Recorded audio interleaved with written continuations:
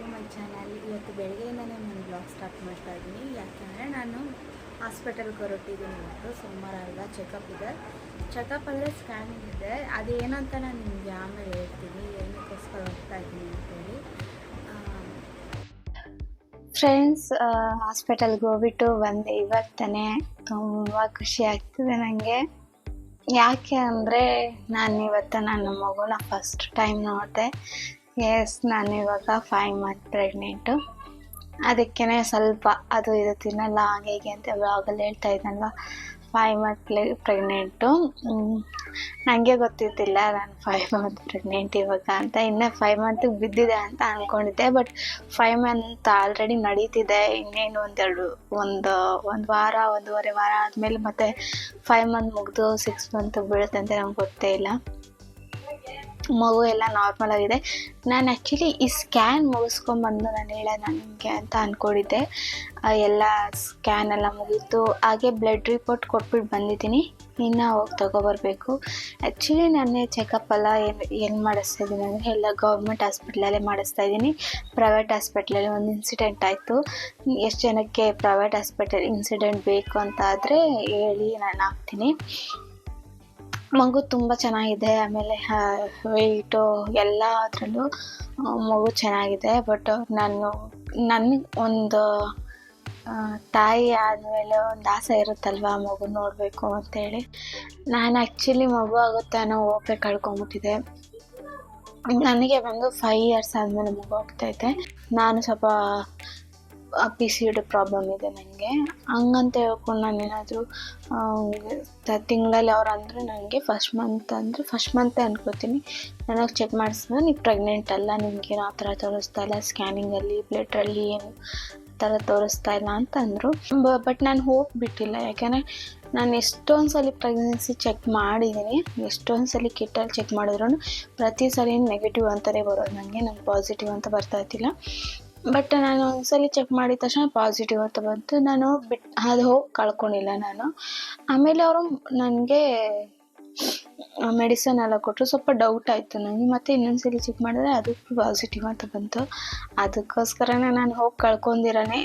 ಅದೇ ಆಗಿದ್ದಾಗಲಿ ಬಿಡು, ಏನು ಮಾಡೋದು ಬೇಡ ಅಂತ ಸುಮ್ಮನೆ ಆದರೆ. ಇಲ್ಲ ಅಂದಿದ್ರೆ ನಾನು PCOD ಪ್ರಾಬ್ಲಮ್ ಇರೋದಕ್ಕೆ ನಾನೇನು ಮಾಡ್ತೀನಿ, ನನಗೆ ಪೀರಿಯಡ್ ಆಗಲ್ಲ ಅಂತ ಹೇಳ್ಬಿಟ್ಟು ನಾನು ಪಪ್ಪಾಯ ತಿಂತೀನಿ ಜಾಸ್ತಿ. ಆ ಥರ ತಿಂದ್ಬಿಟ್ಟಿದ್ರೆ ತುಂಬ ಪ್ರಾಬ್ಲಮ್ ಆಗ್ಬಿಡೋದು. ನಾನೊಂದು ಒಪ್ಪಿಕೊಂಡು ನಾನು ಅದನ್ನು ಇಟ್ಕೊಂಡು ಆ ಥರ ಮಾಡ್ಕೊಂಡಿದ್ದೆ. ಅದು ನಿಮ್ಗೆ ಹೇಳ್ತೀನಿ ಏನಾಯ್ತು ಅಂತೇಳಿ, ಏನಕ್ಕೆ ನಾನು ಪಪ್ಪಾಯ ತಿಂತಿದ್ದೆ, ಏನಕ್ಕೆ ನಾನು ತಿನ್ನಬೇಕು ಅಂದ್ಕೊಂಡೆ ಅಂತೆಲ್ಲ ಹೇಳ್ತೀನಿ. ಅವಾಗ ಪ್ರೈವೇಟ್ ಹಾಸ್ಪಿಟ್ಲಲ್ಲಿ ಏನಾಯಿತು ಅಂತಲೇ ಹೇಳ್ತೀನಿ. ಫೈನಲಿ ನನಗೆ 5 ಮಂತ್ ನಡೀತಿದೆ ಮಗು ಚೆನ್ನಾಗಿದೆ ಅಂತ ಅಂದರು.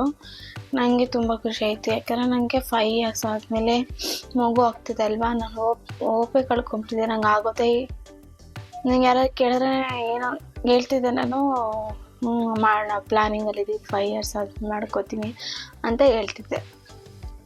ಆದರೂ ಹೋಪೇ ಕಳ್ಕೊಂಬಿಟ್ಟಿದ್ದೆ ನಾನು. 5 ಇಯರ್ಸ್ ಆಗೋಯ್ತಲ್ಲ, ಇನ್ನು ನಂಗೆ ಮಗು ಆಗಲ್ಲ ಬಿಡು ಅಂತ ಅಂದ್ಕೊಂಬಿಟ್ಟಿದ್ದೆ. ನನಗೆ ಶಾಕು. ನನಗೆ ಮಗು ಅಂದರೆ ನಂಗೆ ಪಾಸಿಟಿವ್ ಅಂತ ಬಂದಿದ್ದ ತಕ್ಷಣ ನನಗೆ ಫುಲ್ಲು ಒಂಥರ ಶಾಕ್ ಆಗಿಬಿಟ್ಟಿತ್ತು. ನನಗೆ ನಂಬೋಕ್ಕಾಗಿಲ್ಲ, ನಾನು ತಾಯಿ ಆಗ್ಬೋದಾ ಅಂತೇಳಿ ನಂಬೋಕ್ಕಾಗಿಲ್ಲ. ಯಾಕೆಂದರೆ ಎಷ್ಟು ಸಲ ಚೆಕ್ ಮಾಡಿದ್ರು ನೆಗೆಟಿವ್ ಅಂತಲೇ ಬರೋದು. ಅದಕ್ಕೋಸ್ಕರನೇ ರಿಪೋರ್ಟೆಲ್ಲ ಬಂತು. ಮಗು ನಾರ್ಮಲ್ ಆಗಿದೆ. ಅದಕ್ಕೆ ನಾನು ನಮ್ಮ ರಿಲೇಟಿವ್ಗೂ ಕೂಡ ಹೇಳಿರ್ತಿಲ್ಲ. ಯಾಕೆಂದರೆ ನನಗೆ ಒಂದು ಹೋಪ್ ಇತ್ತಿಲ್ಲ. ನಂಗೆ ತುಂಬ ವರ್ಷ ಆದಮೇಲೆ ಆಗ್ತಿದ್ದಲ್ಲ, ಸ್ವಲ್ಪ ಭಯನೇ ನನಗೆ. ಆಮೇಲೆ ನಾನು ವಾಕಿಂಗೆಲ್ಲ ಹೇಳ್ತಾರೆ, ಎಷ್ಟೊಂದು ಜನ ಅಂತಾರೆ ವಾಕಿಂಗ್ ಹೋಗು, ಓಡಾಡು, ಸ್ವಲ್ಪ ಒಳ್ಳೆಯದು ಮಗುಗೆ ಅಂತೇಳಿ. ನಾನು ಒಂದು 5 ಇಯರ್ಸ್ ಆದಮೇಲೆ ಆಗ್ತಿದೆ. ನಮ್ಮ ಅತ್ತೆ ಇಬ್ಬರೂ ಕೇಳಿದ್ದಕ್ಕೆ, ನೀನೇನು ಹೋಗೋದು ಬೇಡ ಬಿಡು, ಒಂದು 5 ಮಂತು 6 ಮಂತ್ ಆದಮೇಲೆ ಹೋಗುವಂತೆ, ಇವಾಗೇನು ಬೇಡ. ಯಾಕೆಂದರೆ ಅವ್ರಿಗೂ ಭಯ ಇರುತ್ತಲ್ವ, 5 ಇಯರ್ಸ್ ಆದಮೇಲೆ ಆಗ್ತಿದೆ ಅಂತೇಳಿ. ನನಗೆ ಮನೆಗೆ ಬಂದಾಗಿಂತ ತುಂಬ ಖುಷಿ ಆಗ್ತಿದೆ. ಮೇನ್ ಏನು ಗೊತ್ತಾ, ನನಗೆ ನನ್ನ ಮಗು ನೋಡಿದ್ನಲ್ಲ ನಾನು ಕಣ್ಣಾರೆ ಅಂಥೇಳಿ ಅದೊಂದು ಖುಷಿ ಆಗ್ತಿದೆ. ಅದಕ್ಕೂ ಮುಂಚೆ ಸ್ಕ್ಯಾನಿಂಗಲ್ಲಿ ಗೌರ್ಮೆಂಟಲ್ಲಿ ಮಾಡಿದ್ರೆ ಅವರು ನಮ್ಗೆ ತೋರಿಸಲ್ಲ. ಆಮೇಲೆ ಅದು ಒಂಥರ ಪೇಪರ್ ಥರ ಕೊಡ್ತಾರೆ, ಫೋಟೋ ಪೇಪರು, ಅದು ಕೊಟ್ಟಿಲ್ಲ ನನಗೆ, ಅದರಿಂದ ಗೊತ್ತಿಲ್ಲ. ಆಮೇಲೆ ನಾನು ಫಸ್ಟ್ ಸ್ಕ್ಯಾನಿಂಗಲ್ಲಿ ಅವ್ರ ಮಗುನೇ ಇಲ್ಲ ಅಂತ ಅಂದ್ಬಿಟ್ರಲ್ಲ, ಅದನ್ನು ನಾನು ನೋಡಿಲ್ಲ, ಇದೆಯಾ ಇಲ್ಲ ಅಂಥೇಳಿ. ಇದೇ ಫಸ್ಟ್ ಟೈಮ್ ನಾನು ಆಯ್ತಿನ ನೋಡ್ತಾ ನನ್ನ ಹಸ್ಬೆಂಡು ತುಂಬ ಖುಷಿಪಟ್ಟರು ನೋಡಿ ಅವರು. ಬಟ್ ಅವ್ರು ಒಳಗೆ ಬಂದಿದ್ದೇನೆ, ನಾನು ಒಳಗೆ ಹೋಗಿದ್ನಲ್ವ, ಹಾರ್ಟ್ ಬೀಟೆಲ್ಲ ಕೇಳಿಸ್ಕೊಂಡೆ, ಮಗು ಹೆಂಗಿದೆ ಅಂತ ತೋರಿಸಿದ್ರು. ಅಂದರೆ ನಂದು ರಿಪೋರ್ಟಲ್ಲಿ ನಾನು 17 ವೀಕ್ ಅಂತ ಅಂದ್ಕೊಂಡಿದ್ದೆ, ಬಟ್ ನನಗೆ ಆ್ಯಕ್ಚುಲಿ 19 ವೀಕ್ ಸ್ಟಾರ್ಟ್ ಆಗಿದೆ ಇವಾಗ. ನಾನು 17 ವೀಕ್ ಸ್ಟಾರ್ಟ್ ಆಗಿದ್ದೆ ಅಂತ ನಾನು ಅಂದ್ಕೊಂಡಿದ್ದೆ, ಬಟ್ ಇಲ್ಲ, ಅದು ಇದು ಸ್ಕ್ಯಾನ್ ಏನೋ ಸ್ವಲ್ಪ ಪ್ರಾಬ್ಲಮ್ ಆಗಿ 2 ವೀಕ್ಸ್ ಡಿಫ್ರೆಂಟ್ ಆಗಿ ಬರ್ತಿದೆ ನನ್ನ ಸ್ಕ್ಯಾನ್ಗೆ. ಏನು ಹೇಳೋದು, ನಂಗೆ ತುಂಬ ಖುಷಿಯಲ್ಲಿದ್ದೀನಿ.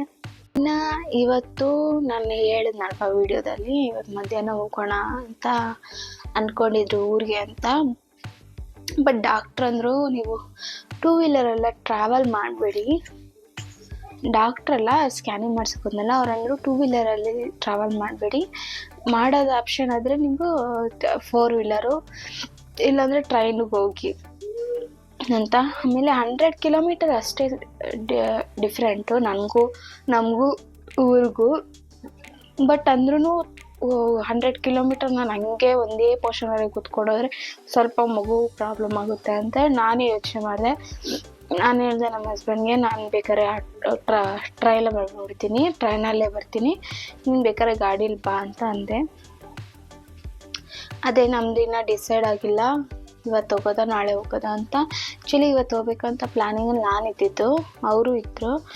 ಬಟ್ ಅವ್ರು ಅಂತ ಇದ್ದಾರೆ, ಅವ್ರದ್ದೇನೋ ಕೆಲಸ ಐತಂತೆ, ಅದು ಮುಗಿಸ್ಕೊಂಡು ಬೇಕಾದ್ರೆ ನಾಳೆ ಹೋಗ್ಬಾರ್ದು, ಮಂಗಳವಾರ ನಾನು ಬೇರೆ ಪ್ರೆಗ್ನೆಂಟ್ ಅಲ್ವಾ, ಅದಕ್ಕೇ ನಾಳೆ ಹೋಗೋದು ಬೇಡ, ನಾನು ನಾಳಿದ್ದು ಹೋಗೋಣ ಅಂತ ಅಂದರು. ಅದಕ್ಕೆ ನಾನು ಬರೋದೇ ಇಲ್ಲ ಅಂತಂದೆ. ಯಾಕೆ ಅಂದರೆ ಇನ್ನು ಹಬ್ಬ ಮುಗಿದ್ಮೇಲೆ ಹೋದಾಗತ್ರ ಏನು ಲಾಭ, ನಾವು ಹೋಗ್ತಿರೋದು ಹಬ್ಬಕ್ಕೆ, ಹಬ್ಬ ಮುಗಿದ್ಮೇಲೆ ಹೋದರೆ ಏನು ಲಾಭ, ಅದಕ್ಕೆ ಬೇಡ ಅಂತ ಅಂದೆ.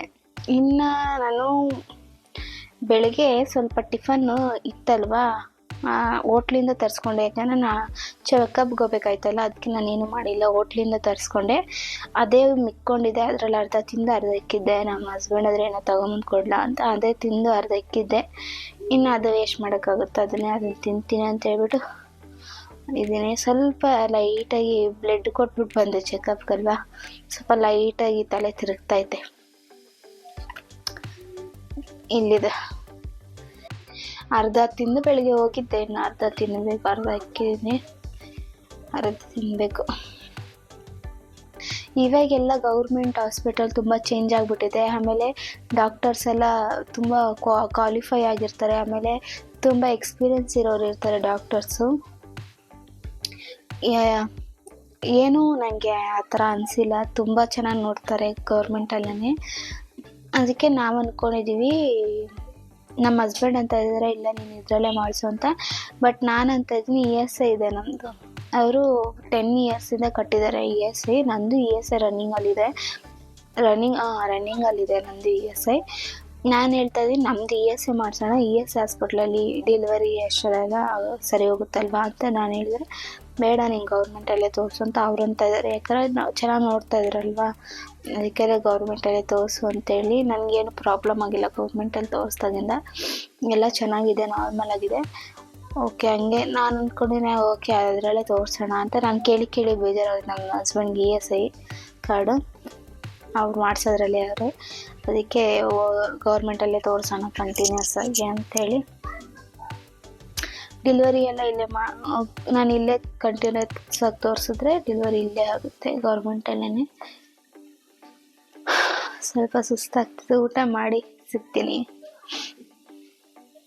ಇವಾಗ ಮಳೆ ಬೇರೆ ಬರೋಂಗಿದೆ, ನಾನು ತಾಯಿ ಕಾರ್ಡ್ ಮಾಡಿಸಿಲ್ಲ, ಇನ್ನು ಬೈತಾರೆ, ಅಲ್ಲಿ ಹಾಸ್ಪಿಟ್ಲಿಗೆ ಹೋದರೆ ಬೈತಾರೆ, ತಾಯಿ ಕಾರ್ಡ್ ಮಾಡಿಸಿಲ್ಲ, ಇನ್ನೂ ಏನು ಮಾಡ್ತಾಯಿದ್ದೀರಾ ಅಂತ. 5 ತಿಂಗಳಾಗುತ್ತಲ್ಲ, ಅದಕ್ಕೆ ತಾಯಿ ಕಾರ್ಡ್ ಮಾಡ್ಸೋಕೆ ಹೋಗ್ತಾಯಿದ್ದೀನಿ. ಇವಾಗ ನಮ್ಮಮ್ಮ ಕರಿತಾ ಇದ್ದಾರೆ, ಹೋಗ್ತೀನಿ.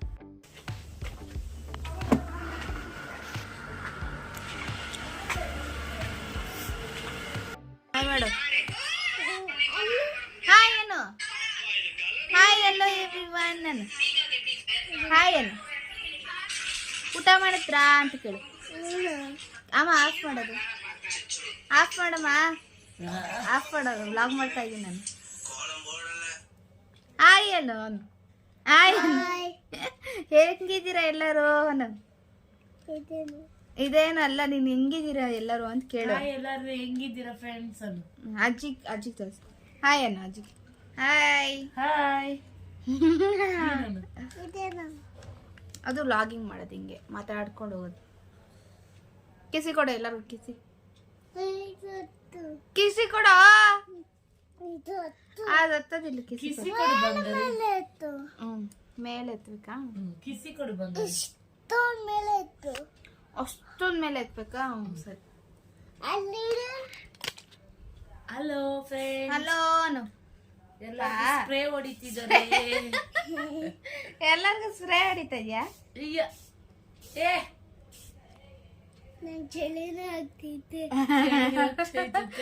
ಸ್ಪ್ರೇ ಮಾಡ್ಕೊಂಡು ಆಗ್ದಿರ ಇರುತ್ತೆ ನೋಡಿ. ನೀರೆಲ್ಲ ಮೈ ಮೇಲೆ ಹಾಕೊಂಡು ಮುಖ ಕೊಡಿಬೇಡ. ತೀಟೆ ಎಲ್ಲಿಗೆ ಬಂದಿದ್ಯಾ ನೀನ್ ಇವಾಗ? ನೀನ್ ಎಲ್ಲಿಗೆ ಬಂದಿದ್ಯಾ ಹೇಳು. ಅವರು ಕೇಳ್ತಾವ್ರೆ ಎಲ್ಲಿಗೆ ಬಂದಿದ್ಯಾ ನೀನು ಅಂತ ಹೇಳು. ನಾವೆಲ್ಲಾರು ನಮ್ ಚಿಕ್ಕಿ ಮನೆಗ್ ಬಂದಿದ್ದೀರಿ. ನಮ್ ಚಿಕ್ಕಮ್ಮ ಮನೆಗೆ ಬಂದಿದ್ದೀವಿ. ತಿಂಡಿ ತರ್ತಾರೆ, ಐಸ್ ಕ್ರೀಮ್ ನನ್ಗೆ ಅಂತ ಹೇಳು. ಹೇಳು, ಮಾತಾಡ್ಮ. ಹೇಳು ಗುಂಡ. ಗುಂಡು, ಅಯ್ಯೋ ಕೋಪ ಬಂತು ನಮ್ಮ ಹುಡುಗ. ಅಯ್ಯೋ ಅದ್ರ ಮೇಲೆ ಹೊಡೆದ್ವಿ ಸ್ಪ್ರೇ. ಫೋನ್ ಮೇಲೆ ಇರೋ ಬರೋದ್ರ ಮೇಲೆಲ್ಲ ಹೊಡಿತಾನ. ಫ್ರಿಡ್ಜ್ ಮೇಲೆ, ಫೋನ್ ಮೇಲೆ. ಇಷ್ಟು ನೀವು ವಿಡಿಯೋದಲ್ಲಿ ನೋಡಿದ್ರಲ್ಲ, ಅದು ನಮ್ಮ ಅಕ್ಕ ಮಗ. ಏನ್ ಮಾಡ್ತಾ ಇದ್ದ ಅಂದ್ರೆ ಅವನು ನನ್ನ ಫೋನ್ಗೆ, ನನ್ನ ಮೈಕ್ರೋಫೋನ್ಗೆ, ಹಾಗೆ ನನ್ನ ಫ್ರಿಡ್ಜ್, ವಾಷಿಂಗ್ ಮಿಷಿನ್, ಏನೇನ್ ಎಲೆಕ್ಟ್ರಾನಿಕ್ ಐಟಮ್ ಇದೆಲ್ಲ ಅದಕ್ಕೆಲ್ಲ ಸ್ಪ್ರೇ ಹೊಡಿತಾ ಇದ್ದ. ಇಷ್ಟೊತ್ತು ನಾರ್ಮಲ್ ಆಗಿ ವುಡನ್ಗೆಲ್ಲ ಹೊಡಿತಾ ಇದ್ದ, ಓಕೆ ಅಂತ ಸುಮ್ಮನೆ ಇದ್ದೆ. ಫೋನ್ಗೆ ಹೊಡಿತಾವನೆ, ಆಮೇಲೆ ನನ್ನ ಫ್ರಿಡ್ಜ್ಗೆ ಹೊಡಿತಾವನೆ, ಎಲ್ಲ ನೀರ್ ಬಾಟ್ಲಲ್ಲಿ ನೀರ್ ತಗೊಂಡು ಹೊಡಿತಾವನೆ. ಹಾಳಾಗುತ್ತೆ ಅಂದ್ಬಿಟ್ಟು ಕಿರ್ಚಾಡ್ತಿದ್ದೆ. ಹಾಗೆ ಇವತ್ತಿನ ವಿಡಿಯೋ ಬಂದು ನಾನು ಇಲ್ಲಿಗೆ ಎಂಡ್ ಮಾಡ್ತೀನಿ. ಇವತ್ತಿನ ವಿಡಿಯೋ ಜಾಸ್ತಿ ಲಾಂಗ್ ಆಗ್ಬಿಡುತ್ತೆ ಅಂತೇಳಿ ಇವತ್ತಿಲ್ಲೇ ಎಂಡ್ ಮಾಡ್ತೀನಿ. ಹಾಗೆ ನನ್ನ ವಿಡಿಯೋ ಇಷ್ಟ ಆಗಿರೋ ಲೈಕ್ ಮಾಡಿ, ಶೇರ್ ಮಾಡಿ, ಹಾಗೆ ಸಬ್ಸ್ಕ್ರೈಬ್ ಮಾಡಿ. Thank you so much. Bye bye.